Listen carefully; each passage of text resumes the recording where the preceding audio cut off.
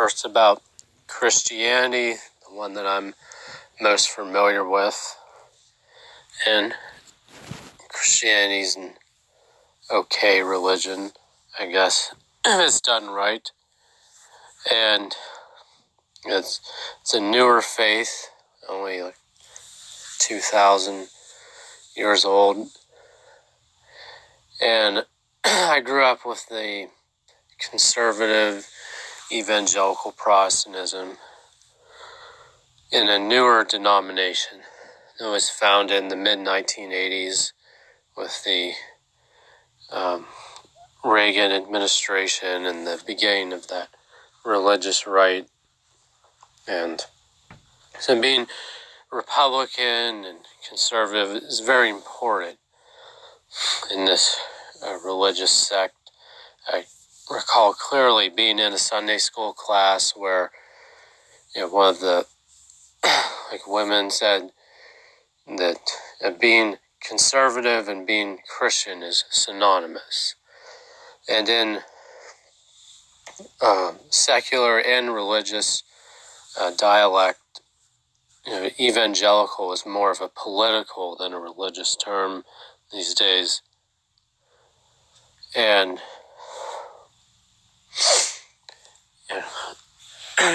Christianity has some good points in, I think, the Black community and on the mission field, and it has its good points in the suburbs and with families for like marriage and parenting. But as I've said in other places, the church is losing people nowadays, not just because people are seeing it as unnecessary, but they're seeing it as a bad thing, and they're right. And the church is shrinking, and it's waning in America. And that's a good thing, because the church has become so corrupt, like almost as bad as it was when I read about the church in Europe around the times of the Reformation. And if it's not that bad right now, it could be in the future, or already is in other places, third world countries. And so Christianity has a lot to answer for. Killing many millions of people over the years. And one of the excuses that I would hold to, I knew other Christians held to, is that, those people in the past who were involved in the Crusades or the Holocaust, slavery, what have you, those were just a group of bad Christians a long time ago in a different place. But the thing is, there's one universal church, and there's this spiritual body of Christ. And if you're a member of that spiritual community of Christians, you can't separate yourself from those people. Just as Jews have said for thousands of years, we were there at Mount Sinai, and they identify themselves with the Exodus, even though they were not literally there. Christians are identified with the Crusades, with American slavery, with the Holocaust, whether or not they were actually there or participated in it or not. So there's a lot of blood on your hands if you're a Christian. And I think Christians take credit for a lot of things that they really shouldn't be taking credit for, like Isaac Newton. They'll say that the Christian worldview is what led to these scientific advances and discoveries. Well, these are claims made by the conservative Christian crowd, mind you. But Isaac Newton was like a Unitarian. He's what many Christians today would consider to be a heretic. And it is true that he wrote more about theology than science, as Del Tackett will talk about in the Truth Project that was put on by Focus on the Family. But that theology was Unitarian, and the purpose of his science was to try to prove his, heretical theology, as the so-called conservative Christians would consider it. And a lot of these great scientists and thinkers were part of the Rosicrucian order, or they were Freemasons, or they were Judaizers. And I think that's why they made their great advances for science, not because of Christendom or their Christian background. Martin Luther said that reason is the enemy of faith. I mean, Christians have historically been very, and still are, very anti-science.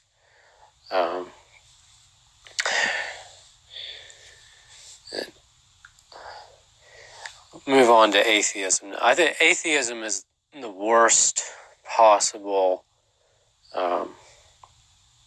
belief system, if you want to call it that there is. It's really just the negation of everything. It doesn't have any answers, and they really believe in nothing. And I've heard atheists make some good critiques of religion, particularly Christianity and Islam, and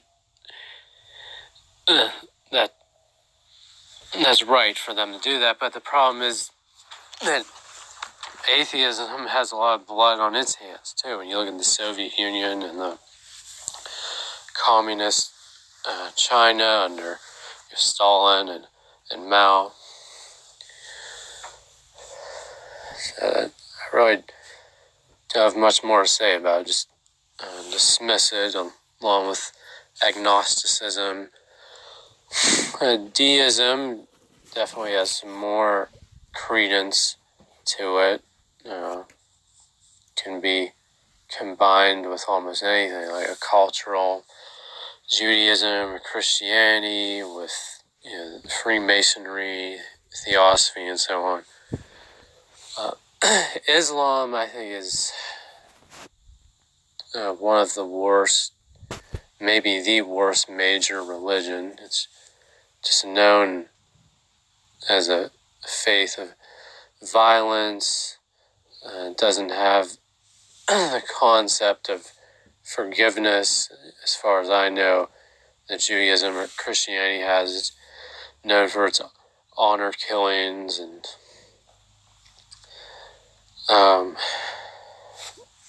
I don't know a lot about Hinduism, but I don't particularly care for it. I think it's unnecessary, to say the least. And it's kind of dirty. It has a history of some bad things too.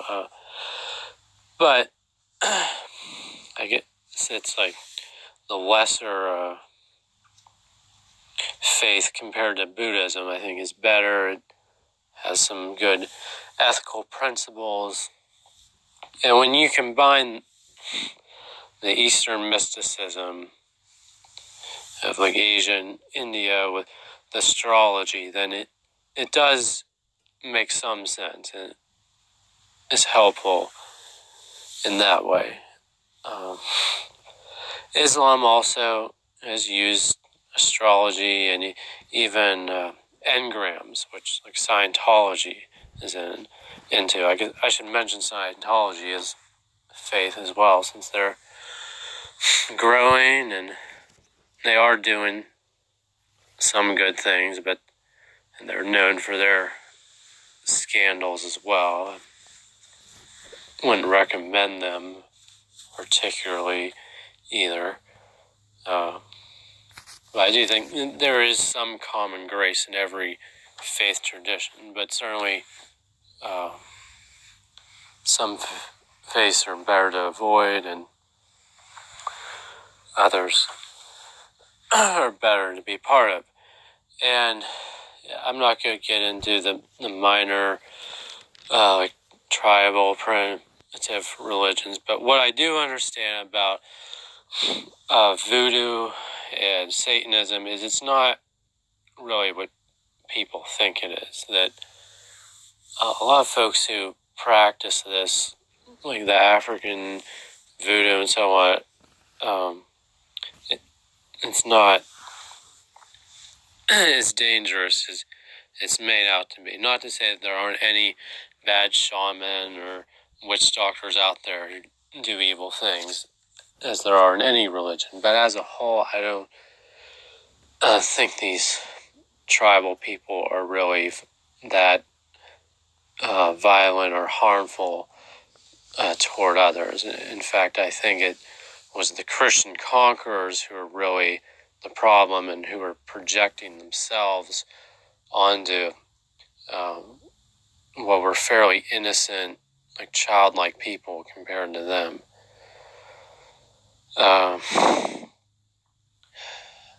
And say a word about Satanism. So there have been some bad forms of Satanism, from what I understand, from time to time, with the sacrifice and so on. And that is a horrible thing, needs to be condemned.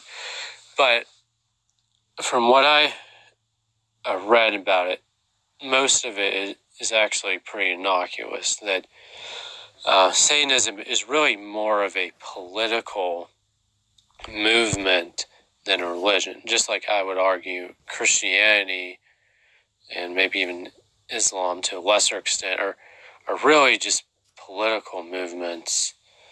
Like once Christianity was established as the official faith under Constantine, I mean that's really all it's been. It's politics more than religion. Now, on to my favorite and best religion that I think is really the truest faith, and the only one that I would actually encourage someone to join if they were interested. I wouldn't necessarily discourage anyone from being part of another faith, but I just couldn't recommend either. Judaism. It's like the most ancient religion that's still standing. It's stood the test of time through the age of Taurus, age of Aries, and now the end of age of Pisces, and it's looking ahead to the age of Aquarius. It just has a way of being able to keep the best aspects of the past, to live in the moment, and yet be more progressive in a good way, to promote human life and like the Genome Project and artificial intelligence and so on.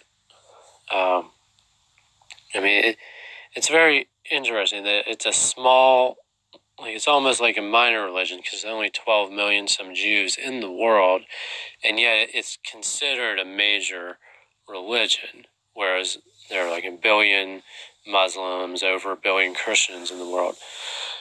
But so Judaism, in one sense, is very advanced because you have a lot of very wealthy and highly educated, successful people who are Jewish. And then on the other end of the spectrum, it has that almost like Native American kind of primitive, not in a negative way. I don't mean to say native or primitive in a bad way. I mean in a positive sense of that innocence and simplicity. And so it really cuts across all cultures in a way that like no other religion does. Like compared to Christianity, which is like kind of a sham, to put it more negatively, that it's more just about politics and culture, dialect, like Christianity, commerce, conquest. Judaism is more of an actual faith and religion, and it's not just like, oh, say a prayer and in 10 seconds you're saved and you're converted. Like Christianity and Islam, that's how it works. You just say that prayer and you instantly become a Muslim or become a Christian. Judaism, there's more to it than that. It's a lifestyle, it's a culture. They have their own language, their own food. It's not just like a Sunday thing, or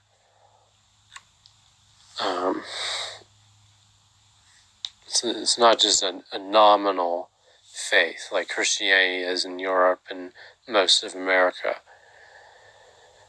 And the Jews are the salt and light of the earth. And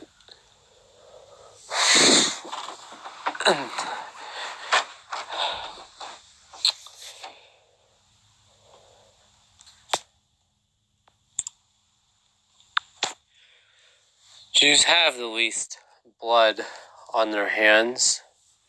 I think we can quantifiably prove that Judaism is the best religion. I used to think religion was just qualitative. I thought that way about language too. But what I've learned is, for example, the church that I was previously part of, they would claim that they emphasize the law equally with grace.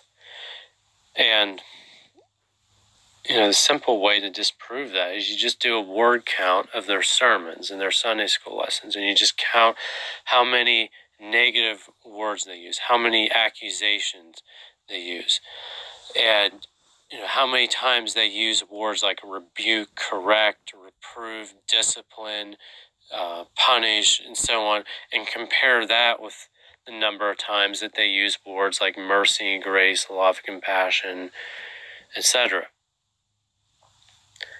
And it's not true. I know for a fact that when I go to the synagogue, I hear more grace there than I hear at the church. And the church is the one that claims that the Jews are all about the law and the Jews have no concept of grace or forgiveness, when it's the exact opposite. Then the church talks a lot more about law and punishment than the Jews. And I think it's completely fair to say, when you look at the government statistics, they show you that Jews have the lowest crime rate. They have the lowest divorce rate. Whereas Christians have the same divorce rate as the rest of the culture because they're non-Jewish. I mean, to put it crassly, it's because they're all Gentiles. And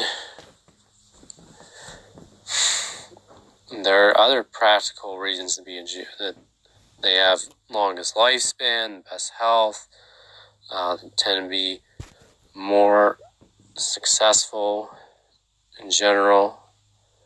And Judaism is now considered the most respected religion in America. It's different than from the 50s when my parents were growing up in that WASP period of white Anglo-Saxon Protestant, or being a Protestant was the thing to be. And to be anything else like a JFK Roman Catholic, there was a lot of suspicion surrounding that. At that time, Jews actually had the least respect of any religion in the United States.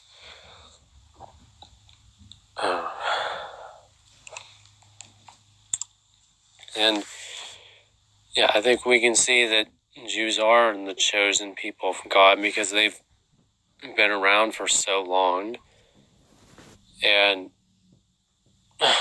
you can see that when people have mistreated the Jews, like in Germany, that God really does punish those people to the third and fourth generation, like Exodus 20 says, that Germany lost the war, they were devastated, to pay reparations to other countries, and still, to this day, I think the great grandchildren of those Nazis are going to have to pay reparations to the Jewish people for like the next 70 years or something, until like the late 21st century.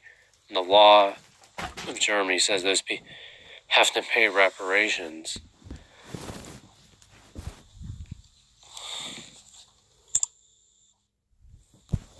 Religions.